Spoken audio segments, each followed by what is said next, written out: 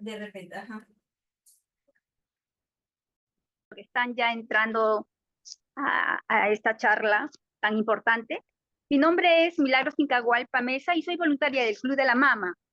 Hoy día vamos a tocar un tema muy importante como es los genes y el cáncer. Pero antes voy a mencionar, está organizado por el Departamento de Oncología Médica de la Dirección de la Medicina del Instituto Nacional de Enfermedades Neoplásicas. Esto está dirigido a pacientes, a los familiares, cuidadores en general, público en general, ¿no? Pues ahora sí, voy a presentar quien está encargado de esta ponencia, esta charla, al doctor Eduardo Cruz, médico del Departamento de Medicina Oncológica. Doctor, bienvenido. Gracias, Milagros. Gracias por la presentación. Quiero agradecer de igual manera a Nena Espinal, coordinadora del área de telemedicina y teleeducación, por el apoyo constante, y a la doctora Tatiana Vidaurre por el apoyo también a que esto se haya hecho realidad, ¿no? En el programa de charlas educativas que el Departamento de Medicina Oncológica está promoviendo, pues vamos a empezar con esta charla tan importante que es los genes y el cáncer. Entonces, esta es la breve agenda que vamos a tener hoy. Va a ser algo bastante sencillo para que todos nuestros pacientes, familiares y público en general puedan entender un poco más sobre la importancia de este tema. Entonces, empezaremos definiendo qué es el cáncer, ¿verdad? A veces tratamos de encasillar el cáncer como una sola enfermedad. Sin embargo, el cáncer es un conjunto de enfermedades, ¿no? Y se caracterizan porque pueden aparecer en casi cualquier órgano o tejido del cuerpo, y las células pierden la regulación, ¿no? Y se multiplican descontroladamente y sobre todo tienen la particularidad de infiltrar y de diseminarse hacia zonas más distantes, ¿no? Eso es el concepto general de lo que podemos tener como cáncer. Muy bien. Entonces, normalmente las células que sufren daños o que envejecen sufren un proceso de muerte celular. Es decir, la muerte celular es programada y son reemplazadas por células nuevas que van formando nuevos tejidos. Sin embargo, en las células cancerosas, en el cáncer, no ocurre esto, sino que estas células dañadas, estas células anormales, siguen proliferando, ¿no? De manera descontrolada, y esto es debido a una falla en la regulación de estos mecanismos de control. Y por eso que se origina esta enfermedad. En las últimas décadas se han venido estudiando cuáles son las características que hacen que el cáncer se perpetúe, ¿no? Y se han descrito varias características, las cuales vamos a ir tocando durante esta charla de manera bastante sencilla. Otra pregunta bastante importante que nos hacen los pacientes en consultorio es, ¿qué es un tumor, no? Porque se relaciona bastante tumor a cáncer. Y si es lo mismo, ¿no? A ver, un tumor es definido como una masa de tejido, ¿no? Que resulta de un crecimiento desregulado, ¿no? Y no siempre esto significa cáncer, ¿no? Y la respuesta a esta pregunta que planteo es si todos los tumores son cáncer, es que la respuesta es que no, porque existen ciertos comportamientos de tumores que no cumplen con los criterios para denominarlos cáncer. Entonces ahí es donde nace esta diferenciación de tumores benignos, ¿no? Que tienen un comportamiento indolente, y tumores malignos, que ya los podemos definir como cáncer. Entonces, en la diapositiva podemos ver un ejemplo de tumores que aparecen en el músculo uterino, ¿no? En la parte muscular del útero, que se llaman miomas, que son bastante frecuentes en mujeres, y que son tumores benignos, es decir, no tienen la capacidad de infiltrar otros tejidos ni de diseminarse a distancia. Entonces, esto no es cáncer, ¿no? Otro ejemplo que podemos dar es los tan conocidos lipomas, que son tejidos grasos que aparecen por debajo de la piel, ¿no? A nivel subcutáneo, que son bastante delimitados, tienen una cápsula fibrosa, y esto tampoco es cáncer, ¿verdad? Es un tumor benigno. Entonces, ahí va radicando un poco la diferencia entre ciertos tipos de tumores y lo que nosotros conocemos como cáncer. Entonces podríamos decir que los tumores benignos no tienen esa capacidad de infiltrar otros tejidos, no se diseminan a distancia, y usualmente cuando son extirpados pues no vuelven a aparecer. Por otro lado, eh, quiero recalcar estas dos características de los tumores malignos, ¿no? Que es sinónimo de cáncer, que son la infiltración y la metástasis, ¿no? Que vamos a ir tocando en esta charla. Entonces, hemos dicho que hay varias características que definen al cáncer, que esto ya ha sido estudiado en las últimas décadas, pero me parece que esto quizás pueda calar un poco más en nuestros pacientes, ¿no? La diferencia es que el cáncer tiene la capacidad de infiltrar otros tejidos y de hacer una diseminación hacia otros lugares. Un ejemplo de esto es el melanoma cutáneo, ¿no? El melanoma cutáneo es un tumor bastante frecuente de la piel, ¿no? Es el crecimiento normal de un tipo de célula que es el melanocito, que produce este pigmento que es la melanina, y que a pesar de iniciarse en su mayoría en la piel, pues puede en estadios un poco más avanzados diseminarse de manera local, ¿no? Y posteriormente se disemina pues de manera sistémica, ¿no? En todo el cuerpo, pudiendo generar metástasis a nivel cerebral o en el hígado. Entonces, es un ejemplo un poco de las diferencias que podemos encontrar entre tumores malignos y tumores benignos. Entonces, como podemos ver en esta gráfica, pues generalmente los tumores benignos están delimitados, no rompen estas membranas que los circundan. En cambio, por otro lado, los tumores malignos tienden a diseminarse, a infiltrar, y esto por las características que van adquiriendo a lo largo pues, de su formación. Otra pregunta importante que hacen los pacientes es si todos los cánceres forman tumores. Este es bastante interesante porque la respuesta es que no, no todos los cánceres forman tumores. Existen un grupo de enfermedades oncológicas, tipo de cáncer, sobre todo de las células sanguíneas, que no tienen esta característica de formar tumores, ¿no? No forman tumores sólidos, como sí lo hacen los cánceres que aparecen en otros órganos, ¿no? Sin embargo, tienen el mismo concepto, ¿no? De la proliferación, el desarrollo de células anormales, ¿no? Que han perdido estas características de regulación y que aumentan a nivel del lugar de origen, que es la médula ósea roja, donde nacen estas células sanguíneas, y luego salen a sangre periférica, ¿no? Entonces el concepto es el mismo, pero este tipo de cánceres que es tan frecuente en población infantil no genera tumores. Esta es otra pregunta importante que nos hacen muchas veces nuestros pacientes, ¿no? ¿Cómo es que logra el cáncer diseminarse, ¿no? ¿Por qué si aparece en un sitio primario, luego encontramos cáncer en otro órgano?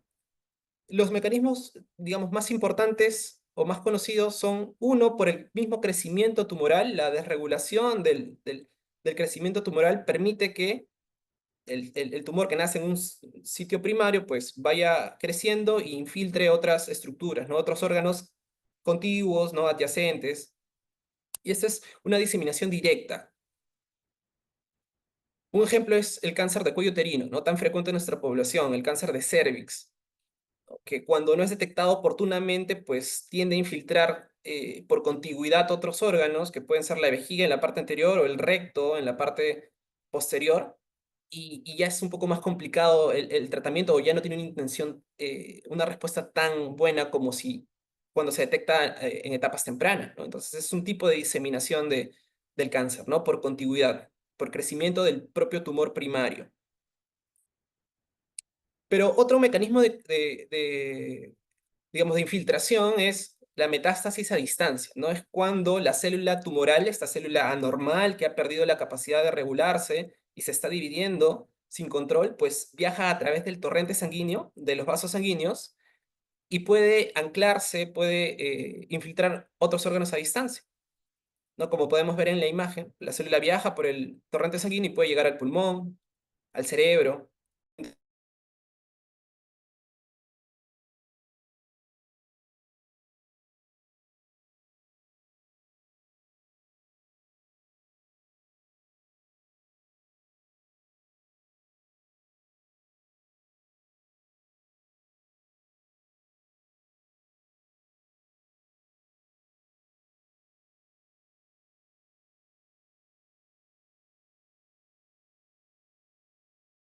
Doctor, disculpe, parece que no sale el audio.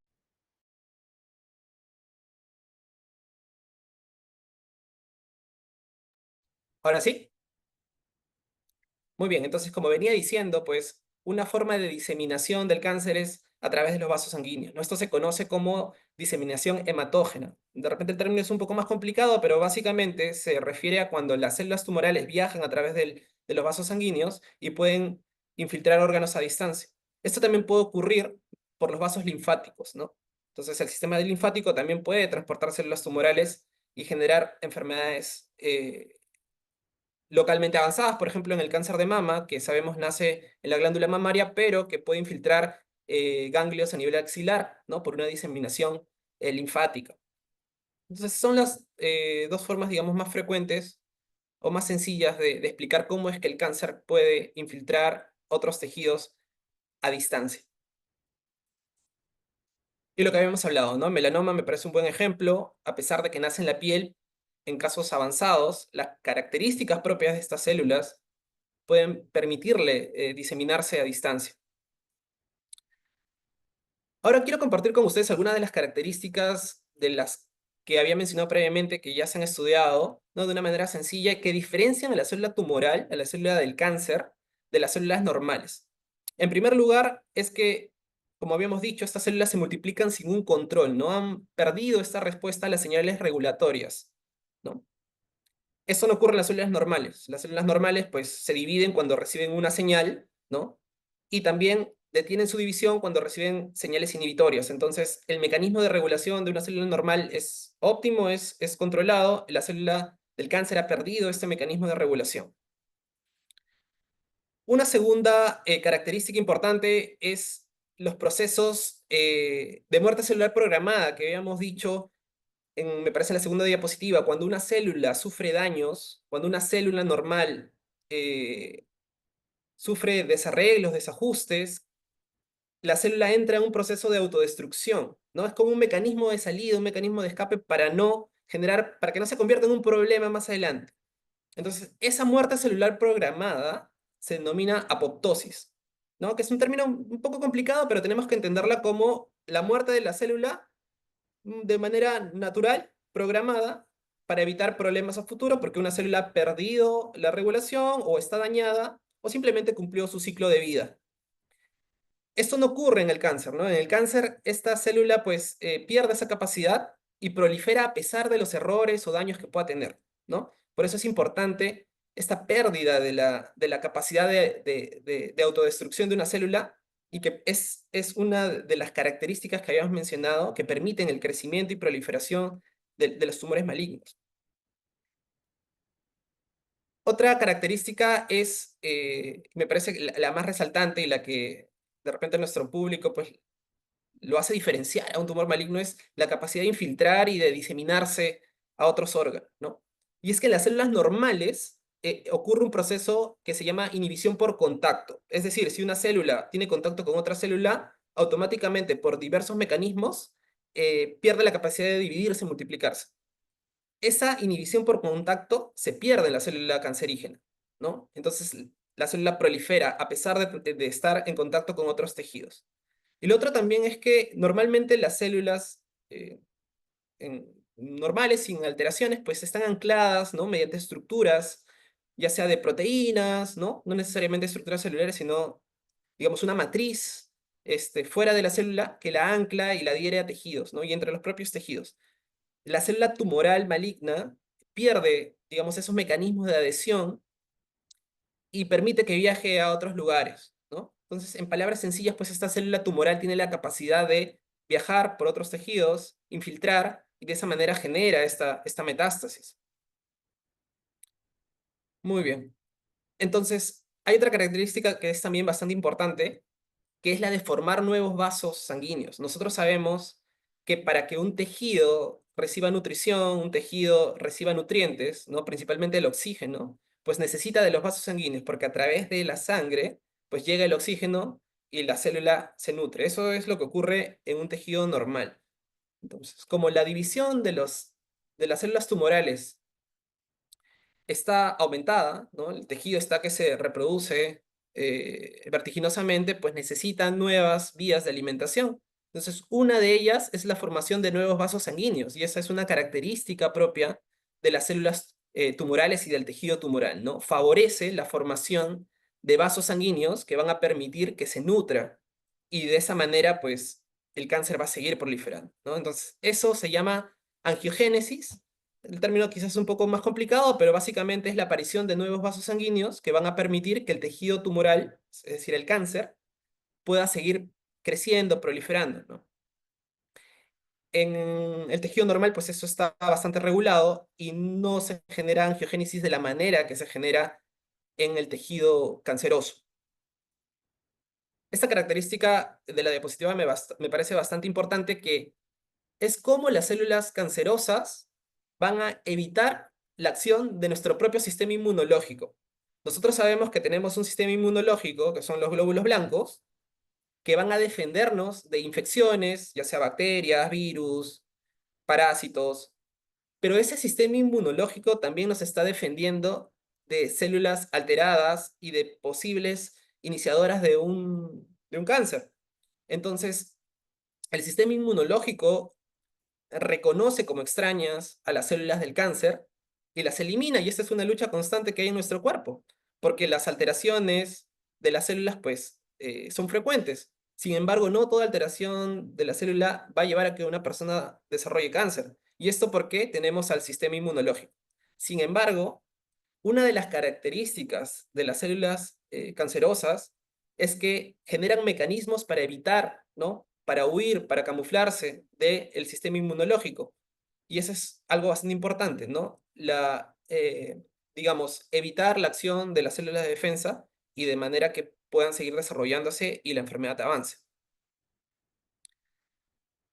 La nutrición de las células del cáncer también es distinta, ¿no? Debido a que el cáncer está creciendo a un ritmo acelerado, ¿no? Para sostener este crecimiento, pues necesita adaptarse y utilizar mecanismos alternativos de uso de energía. Entonces, eso también es bastante importante, porque los mecanismos de obtención de energía van a ser distintos al de las células normales. Muy bien. Entonces, hemos descrito varias de las características que llevan a la formación del cáncer, como una célula normal va a ir perdiendo ciertas características que regulan su crecimiento, que regulan su división, que regulan la inducción de la propia muerte, y todo esto nos va a llevar a la formación del cáncer. Pero específicamente, ¿qué sucede? ¿Por qué ocurre esto? Y esto es por cambios en los genes. Un poco para ponerlos en contexto, los genes básicamente son segmentos de información genética, ¿verdad? Que todos tenemos en las células. Y la información genética está guardada en el ADN del núcleo de la célula. Entonces, todas las células tienen un manual de instrucciones por el cual van a funcionar, ¿no? Todas las funciones de la célula, de división, de respiración, van a estar en este manual, que es el material genético, el ADN, los genes. Entonces, cuando ocurre un cambio en el ADN, cuando ocurre un cambio en estos genes, vamos a tener una mutación. Entonces, podemos decir que una mutación es un cambio en las características o en la secuencia del ADN. Y como podemos ver en la diapositiva, cuando este material genético comienza a sufrir varias mutaciones, la acumulación de mutaciones va a hacer que una célula normal, que tiene un funcionamiento normal, un ciclo de vida normal, pues se transforme en una célula maligna, ¿no? En una célula del cáncer.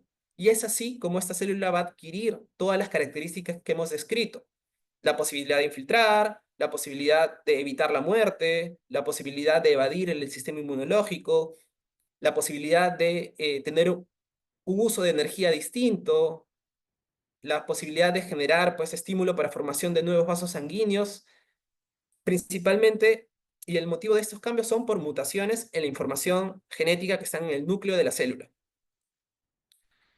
Ahora, esta célula que ha adquirido estas características va a empezar a multiplicarse. La acumulación de estas células van a llevar a la formación de tumores malignos, y al final vamos a desencadenar en la enfermedad oncológica, es decir, en cáncer. existen algunos mecanismos por los cuales se producen estos cambios, ¿no? El primero es que la célula está en constante división, de manera que cada vez que se divide, va a tener que también dividir su material genético, es decir, multiplicar su material genético. Cuando ocurre esta división del material genético del ADN, puede inducirse errores en la copia de este ADN. Entonces, hay errores que aparecen de la propia división de la célula. Obviamente, el cuerpo tiene un mecanismo de regulación de estos errores y de corrección de errores, que a veces falla y se producen las mutaciones que desencadenan el cáncer. Otro punto importante es que podemos adquirir mutaciones por elementos perjudiciales del medio ambiente, ¿no? Existen los que se denomina carcinógenos, es decir, elementos del medio ambiente que van a hacer o que van a estimular la formación de mutaciones y que a la larga pueden desencadenar cáncer. Y por último, tenemos ciertos genes que son heredados, es decir, se pueden transmitir de padres a hijos y que estos también van a aumentar el riesgo de enfermedades oncológicas. Entonces, como habíamos dicho, la división celular y por consiguiente la duplicación del material genético va a conllevar errores. Y cada vez que nosotros envejecemos, es decir, conforme vamos envejeciendo, pues esta capacidad de disminuir, esta capacidad de corregir estos errores, pues disminuye, ¿no? Por eso que la edad, ¿no? El envejecimiento está asociado al mayor riesgo de aparición de enfermedades oncológicas. Como podemos ver en el gráfico, pues a mayor edad, mayor riesgo de cáncer. Y esto es algo fundamentado en que vamos perdiendo la capacidad de corregir los errores en nuestro material genético. Obviamente, los estímulos externos también se han estudiado y se ha demostrado que influyen en la aparición de mutaciones y por ende cáncer. Cigarro, el asbesto, que antes se utilizaba bastante en las calaminas, es un carcinógeno tipo 1, es decir, sabemos que hay evidencia suficiente para decir que produce cáncer, cáncer de pulmón, cáncer de pleura, que es la capa que recubre el pulmón. Los rayos UV, ¿no? La radiación, la exposición continua a radiación, pues tiene implicancias en el cáncer de piel, melanoma. El tipo de alimentación también es bastante importante, la alimentación ultraprocesada, ¿no? Procesada, embutidos. También se ha demostrado que estimula ciertos tipos de mutaciones y por ende nos pueden llevar a enfermedades oncológicas. El alcohol. Y esto también es bastante importante, pero de repente no es tan conocido. Las infecciones por ciertos organismos también son desencadenadoras de cáncer. Principalmente tenemos evidencia de que la infección por Helicobacter pylori, que es una bacteria que produce pues, la tan conocida gastritis, puede también generar ciertas mutaciones en pacientes que son susceptibles y desencadenar en cáncer de estómago. Y lo otro es algunos virus, como el virus del papiloma humano, ¿no? Que es bastante conocido, es la causa del cáncer de cuello del útero y también algunos cánceres de orofaringe, ¿no? Entonces, sabemos que esto genera mutaciones y por consiguiente, pues, puede desencadenar en enfermedad oncológica. Ahora, esto nos lleva a la pregunta, ¿todas las mutaciones genéticas son malignas? Y la respuesta es que no. Existen ciertas mutaciones que son neutras o no generan enfermedad, ¿no? Por ejemplo, la mutación del gen, ¿no? Del material genético que condiciona el pigmento en el iris del ojo, pues es una mutación que apareció en algún momento que condiciona que algunas personas tengan el color de ojos distinto, no oscuro, sino claro, pero no condiciona enfermedad. Otro punto importante, por ejemplo, ya aplicado a nuestra sociedad en pobladores altoandinos que viven a bastante altura, ¿no? En la zona de los Andes, ellos han desarrollado una mutación adaptativa que les permite tener mayor hemoglobina, es decir, tener glóbulos rojos que puedan transportar más oxígeno sin efectos negativos que esto conlleva y tener una vida adaptada a la altura. Es decir, la mutación en este caso fue una mutación adaptativa y beneficiosa. Por eso podemos decir que no todas las mutaciones son malas, pero sí existen mutaciones en genes específicos que van a producir variantes de estos genes que pueden producir enfermedad o que van a aumentar el riesgo de aparición de enfermedad. Y esto, en palabras bastante sencillas, tenemos dos tipos de genes que a grosso modo podemos involucrarlos en la aparición del cáncer. Uno son los oncogenes, es decir, genes que al mutar, pues nos dan mayor probabilidad de estímulos para formar cáncer, es decir, como si pisáramos el acelerador en un carro y viajáramos a 100 por hora y permiten estas nuevas funciones que adquiere la célula, pues proliferar, sobrevivir, dividirse de una manera descontrolada. Y por otro lado tenemos a los genes supresores, es decir, genes que de alguna manera resguardan que estos puntos de control pues estén bastante vigilados, ¿no? Digamos, por así decirlo, como poner un freno a la división, a la proliferación, a la supervivencia de la célula, ¿no? Es como el equipo guardián de un poco de la división y de las características pues de la célula que la pueden hacer maligna.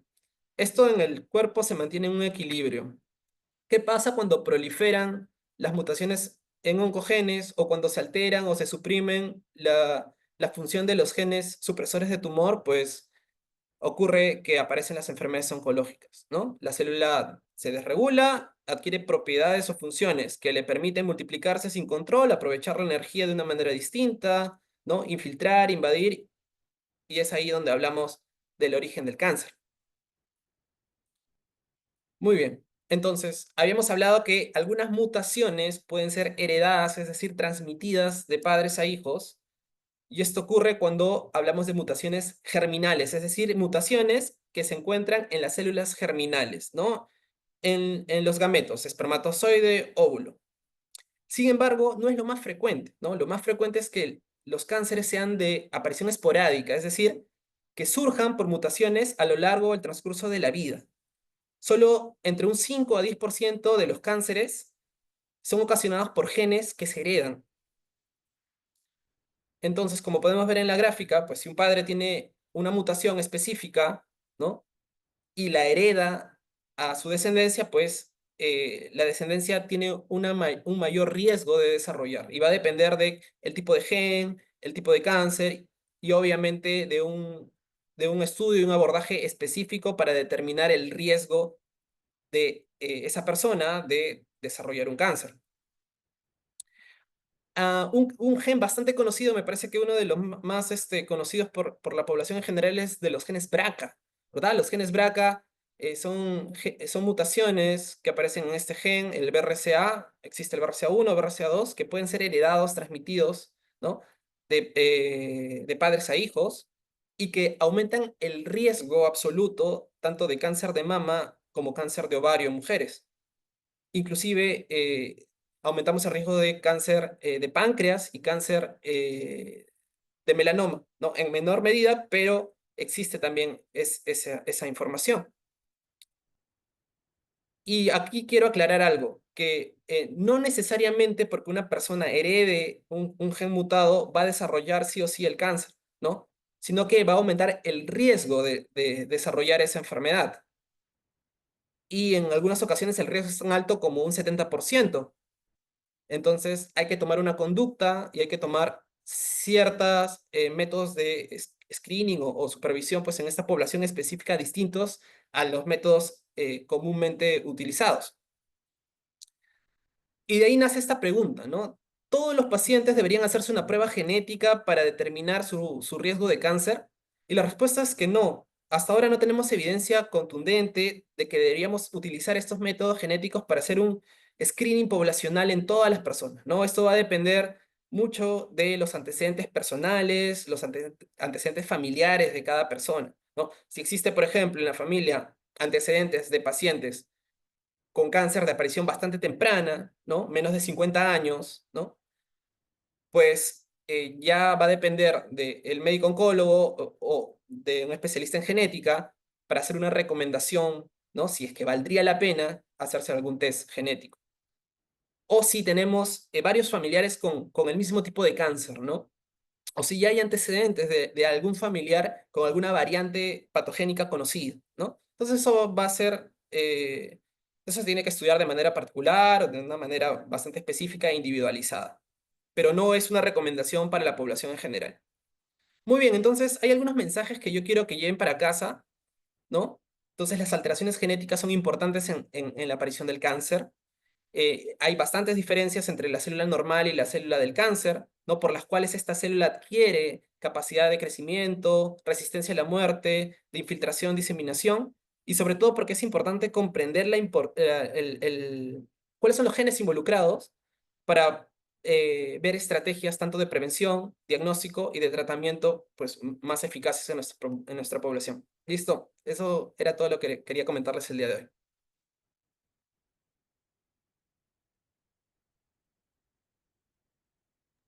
Muy bien, doctor.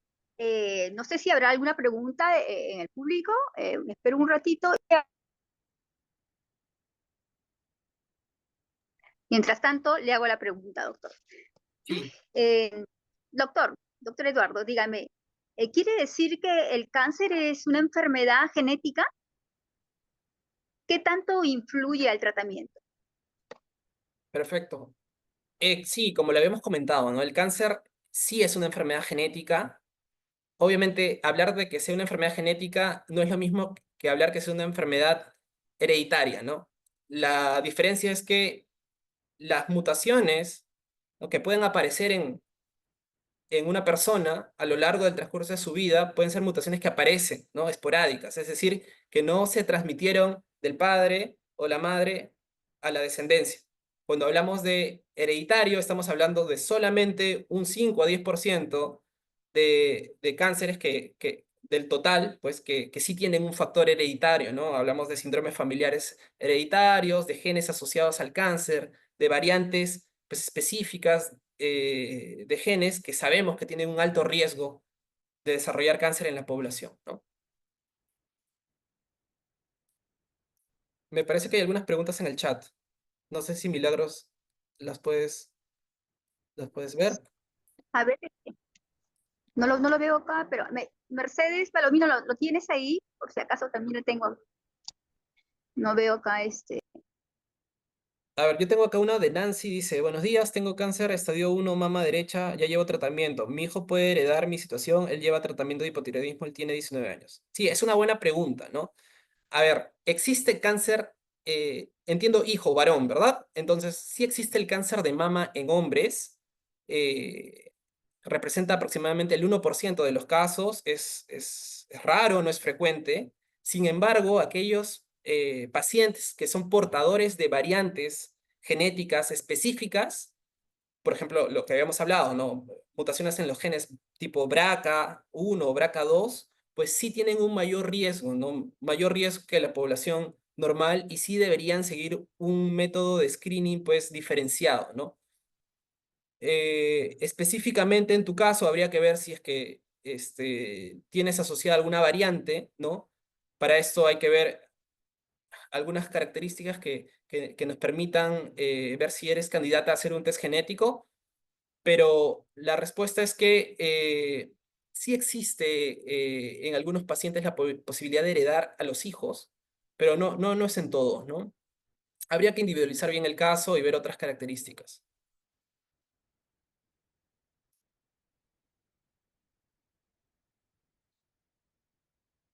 Hay una pregunta de Katherine que dice, mi papá tiene 91 años y tiene un tumor de vejiga de 6 centímetros.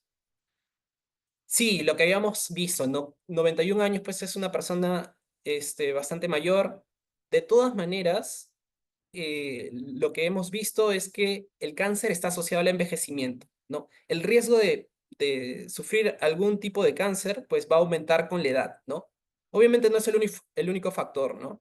Existen otros factores medioambientales, ¿no? Existen factores inclusive de una predisposición que pueden tener los pacientes para desarrollar cáncer, pero la edad es un factor de riesgo bastante importante que aumenta pues la posibilidad, ¿no?, de tener alguna enfermedad oncológica.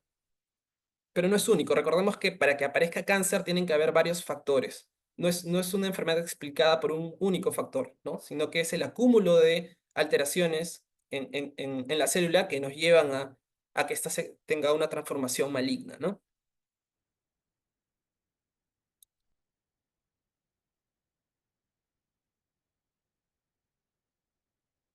Muy bien. Doctor, hay uno que dice cómo tratarlos a esa edad. Bueno, el cáncer en pacientes adultos mayores, de por sí solamente la edad no es una contraindicación de tratamiento, ¿no? Hay que ver lo que se conoce como estado funcional del paciente, ¿no? El estado funcional del paciente es una valoración de, digamos, la funcionabilidad del paciente, si es que él puede hacer sus cosas de manera independiente, ¿no? ¿Qué tan independiente es para hacer sus cosas? Hay pacientes que, por ejemplo, están en cama solamente. Se requiere una valoración por un oncólogo clínico.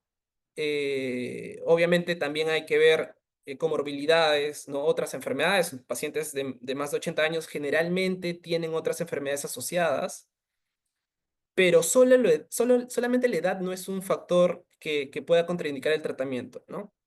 Yo individualizaría el caso, te recomendaría que converses bien con su oncólogo tratante y si está en condiciones de recibir algún tratamiento, pues que sea ajustado a su edad, ajustado a su estado funcional.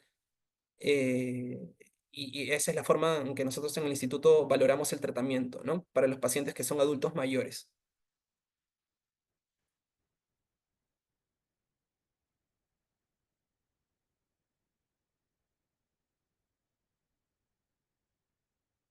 Hay uno que dice que a su padre lo diagnosticaron con cáncer a la próstata. Yo ¿Ok?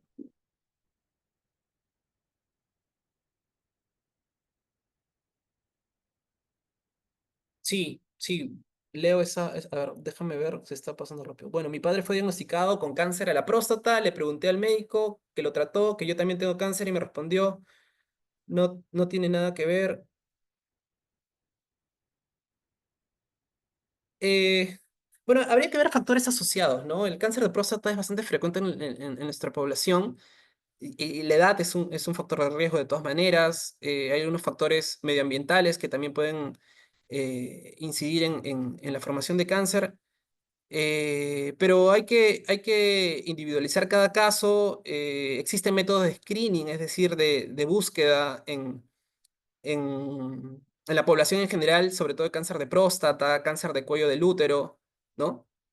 Cáncer de mama. Entonces, si no hay un antecedente de importancia que condicione a cambiar ese screening normal de la población, pues el screening debe ser el que sugieren las guías de manejo, ¿no? Es decir, si el cáncer de próstata no tiene ninguna característica distinta, pues y sucedió pues a una edad avanzada, pues la recomendación es que ingreses a los métodos de screening usuales, ¿no? Muy bien, veo doctor, alguna otra pregunta por ahí. aquí tengo otra pregunta chiquita. ¿Hay una relación con el estudio de los genes en el cáncer, con el tratamiento al cáncer? Sí, sí, sí, sí. Esa es una pregunta bastante interesante porque a partir del conocimiento de los genes, en los últimos años, lo que se ha logrado es hacer una medicina personalizada, ¿no? Es decir, eh, que a partir de ciertas alteraciones genéticas existe un tratamiento blanco, un tratamiento diana. Entonces eso ocurre eh, actualmente para diversos tipos de cáncer, ¿no? Y creo que es el futuro, ¿no? El futuro de la oncología va a ir ligada a la oncología personalizada, a la oncología de precisión, donde nosotros sabiendo las alteraciones genéticas, ¿no? de cada grupo de pacientes, pues se va a proponer un tratamiento dirigido hacia combatir esas alteraciones, ¿no? En décadas anteriores, pues el único tratamiento que teníamos era la quimioterapia, ¿no? Que no era un tratamiento dirigido, sino era un tratamiento que buscaba destruir por diferentes mecanismos a la célula tumoral. Sin embargo, con la llegada de nuevas tecnologías, estudios genéticos, perfilamiento genético, pues hemos ido encontrando un camino para atacar de forma dirigida a la célula, ¿no? La célula tumoral. Y creo que eso ha sido una revolución en el tratamiento de las enfermedades oncológicas y de la medicina oncológica en general. Muy bien, tenemos bastantes preguntas, me alegro bastante. leo otra que dice, ¿Qué iba a hacer? a ver, dice Patricia Sotelo, paciente con síndrome de Lynch, examen genético MSH6, tratamiento con Keytruda y quimioterapia carboplatino paclitaxel, podría agregar Avastin a este tratamiento diagnóstico de carcinoma por cáncer de endometrio.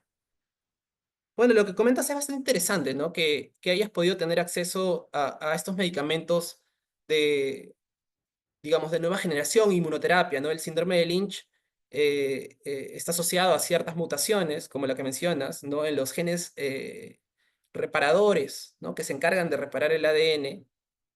Y la inmunoterapia es un tratamiento bastante novedoso, no es para todos los cánceres, pero sí en algunos que se ha demostrado que responden bastante bien a este tipo de tratamiento.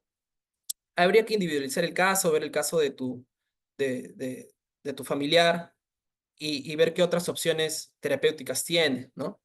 Digamos, cada caso es particular, ¿no? No todos los casos se ven de la misma manera, pero, digamos, este es un claro ejemplo de cómo la, la, la tecnología y el descubrimiento de ciertas mutaciones en genes, pues permiten instaurar nuevos tratamientos, ¿no? En este caso, inmunoterapia, que es algo que ha revolucionado completamente el tratamiento del cáncer. Hay uno que dice, ¿cómo saber si es un cáncer a la vejiga?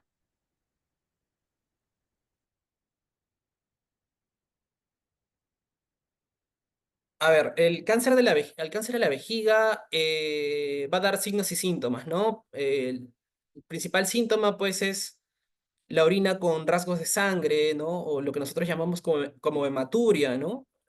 O orina con sangre franca. Entonces, es importante realizar una buena historia clínica, un buen examen físico y existen procedimientos diagnósticos, ¿no? Como la cistoscopía, que es la evaluación endoscópica de la mucosa de la vejiga para detectar si hay alguna tumoración o tejido anormal, ¿no? Luego de esto, si es que el urólogo, que es el que realiza este procedimiento, encuentra alguna zona sospechosa, pues tomará una biopsia y el diagnóstico será en base a la biopsia, es decir, a un estudio de anatomopatología, ¿no? Donde ya un patólogo verá el tejido que se biopsió al microscopio y nos pueda dar un diagnóstico preciso de, de cáncer de vejiga, ¿no? Digamos, ese es el flujo que podría sugerir a nuestro oyente.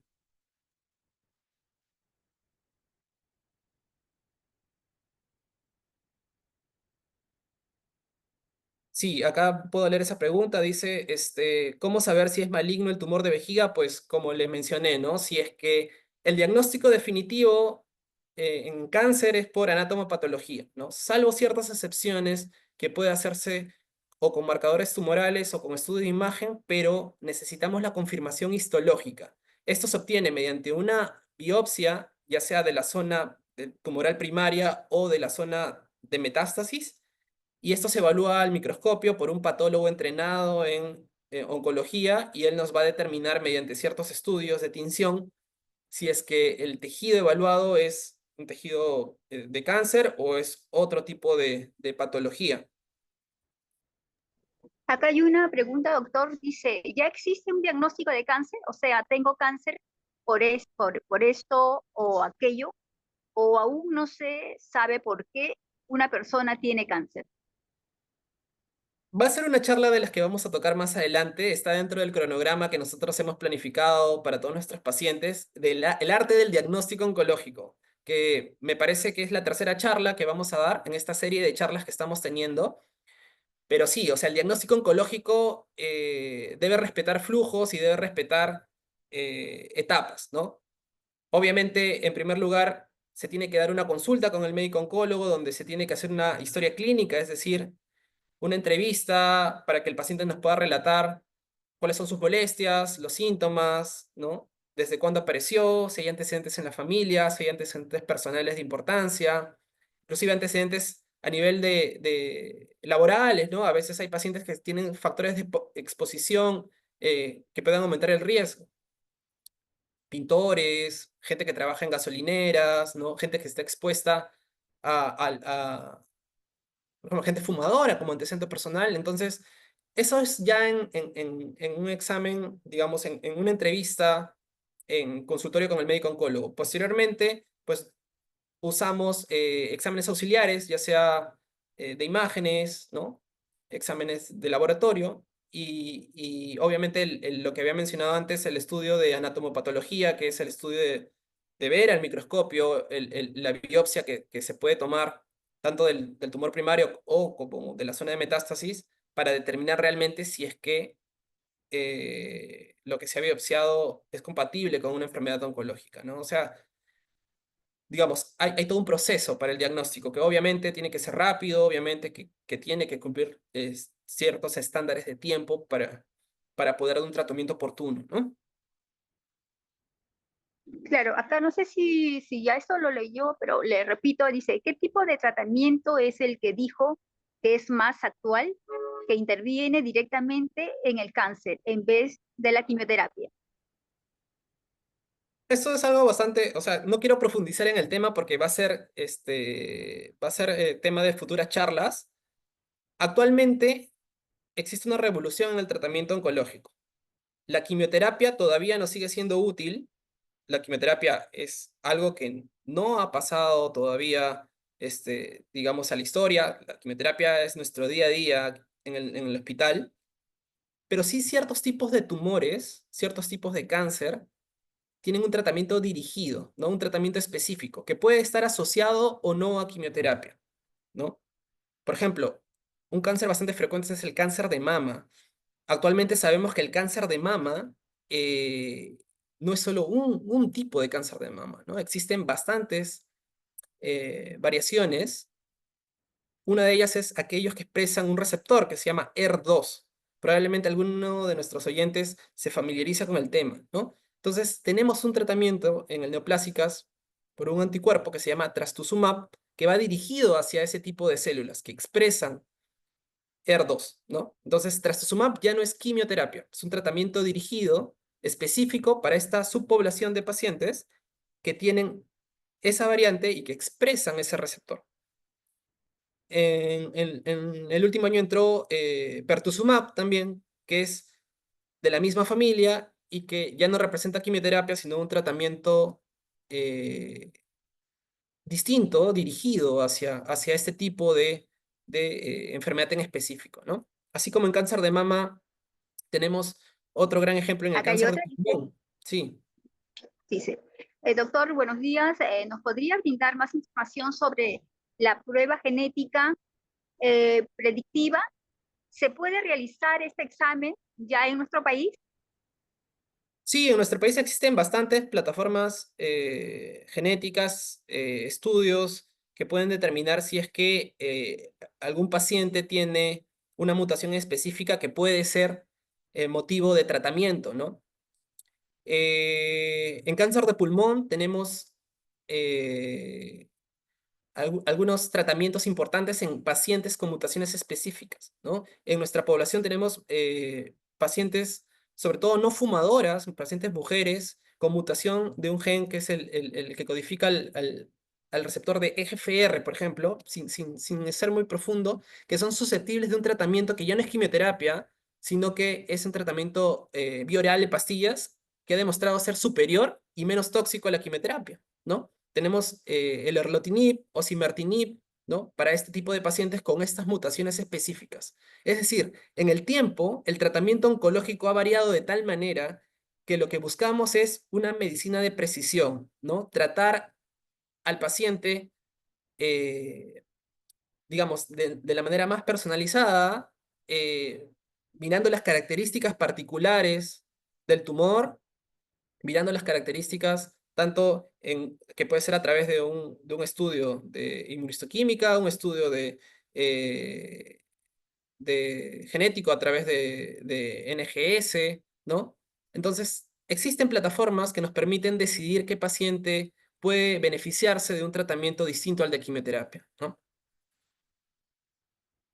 Acá tengo otra, dice, no quisieron hacerle biopsia a mi papá por su estado delicado y hasta ahora no sé si es tumor maligno o benigno. No sé cómo puedo saber si es cáncer, doctor.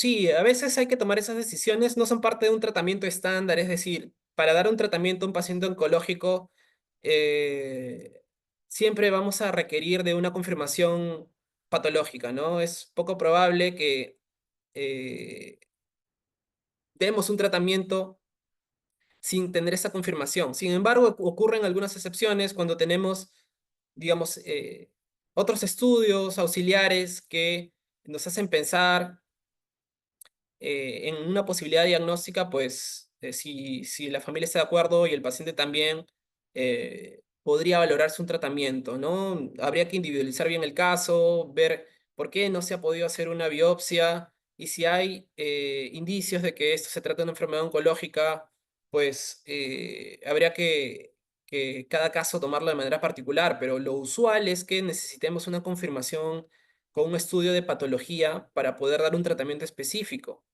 Y es que recordemos que el estudio de patología no solamente nos va a dar pues el tipo de cáncer, sino las características que puede tener este tipo de cáncer. Y obviamente, si estamos hablando de un perfilamiento genético, un perfilamiento molecular, pues el propio tejido puede ser sujeto de estudio, ¿no? Para ver cuáles son las alteraciones genéticas, las alteraciones moleculares, ¿no?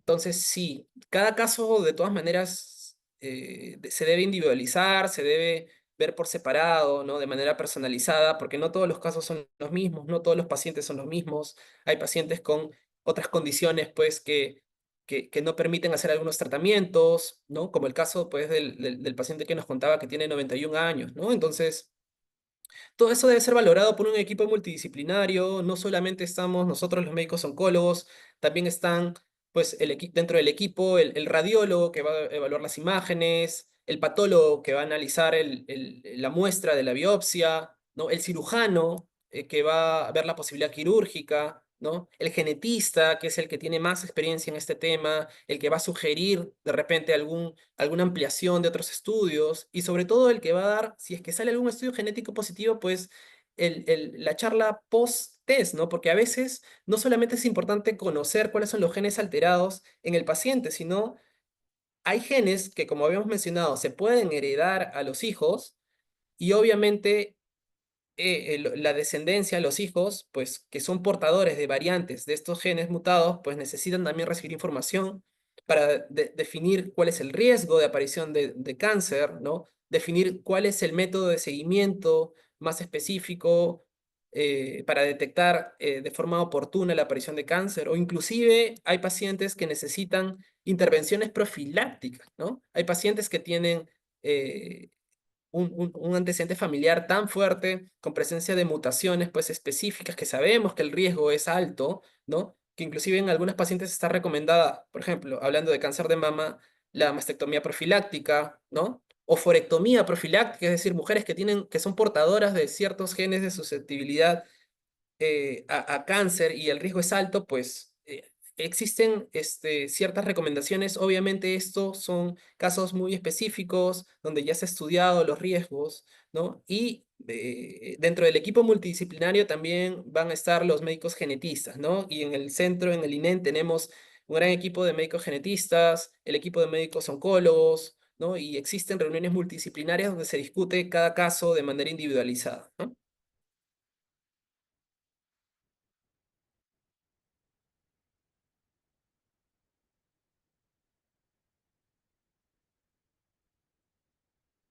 No se te escucha, Milagros.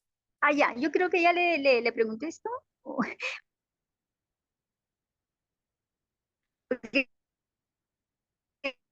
es la última. Dice, ¿qué relación existe en genética? ¿Eso le pregunté? No.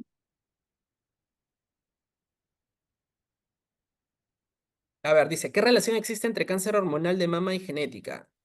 Sí, De todas maneras, habría que ver la edad de aparición, ¿no? Que es bastante importante, ¿no?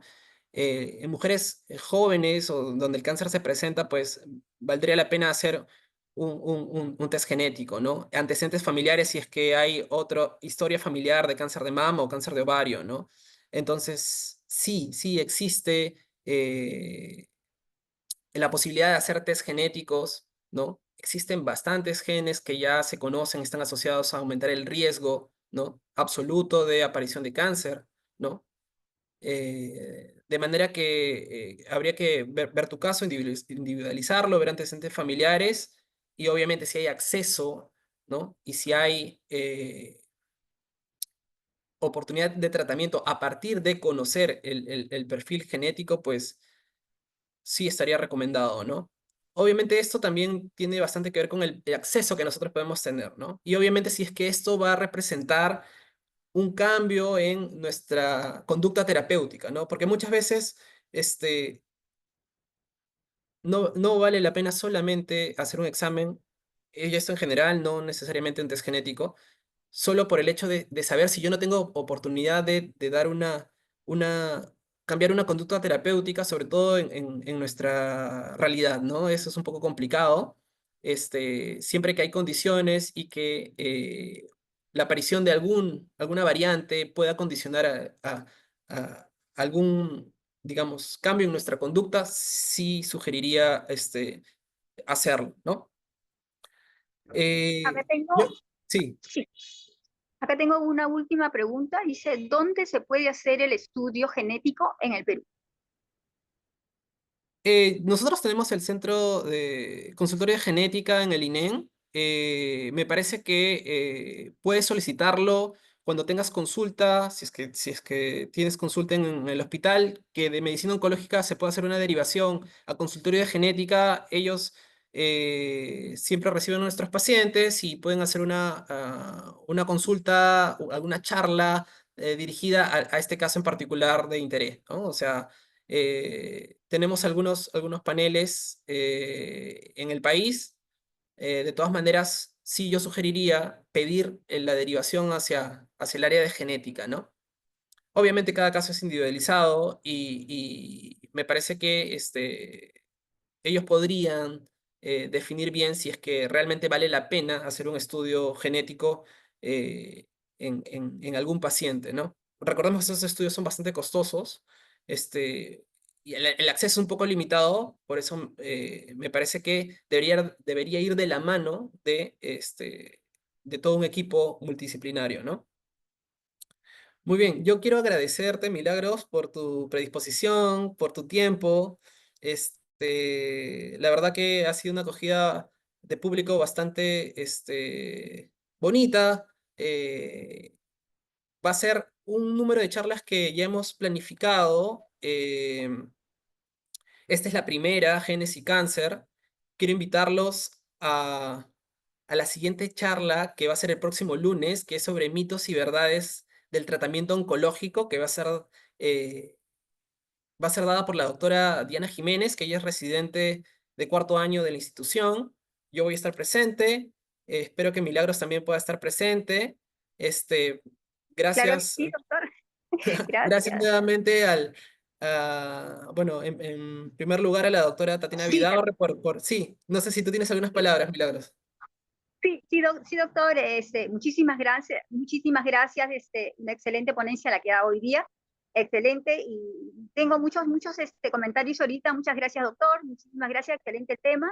También darle el agradecimiento a la doctora Tatiana Vidaurre Rojas del Departamento de Medicina, ¿no? Y al Club de la Mama, quien también es fundadora, la doctora Tatiana Vidaurre Rojas, fundadora del Club de la Mama INEM, ¿no? Quien yo ahorita estoy representando, soy voluntaria del Club de la Mama. Doctor, excelente la ponencia y tenemos más preguntas, siguen haciendo más preguntas, pero ya yo creo que, como usted lo ha dicho, vamos a tener todos los lunes, ¿no? Sí.